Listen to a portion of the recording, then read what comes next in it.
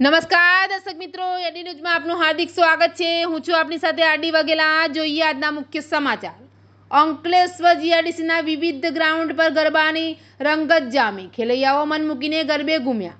જગતજનનીમાં જગદંબાની ભક્તિ અને આરાધનાનું પર્વ નવરાત્રિ મહોત્સવ તેના અંતિમ ચરણમાં છે, ત્યારે અંકલેશ્વર જીઆઈડીસીના વિવિધ ગરબા ગ્રાઉન્ડ પર ખેલૈયાઓ મન મૂકીને ગરબે ઘૂમી માતાજીની આરાધના કરી હતી।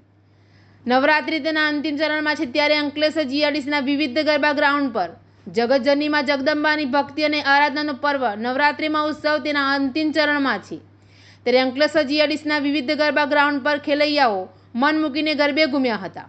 અંકલેશ્વર જીઆઈડીસીમાં ખોડલધામ પરિવાર દ્વારા આયોજિત ગરબા મહોત્સવમાં પરંપરા વસ્ત્રો સાથે ખેલૈયાઓએ ગરબે ઘૂમી માતાજીની આરાધના કરી હતી।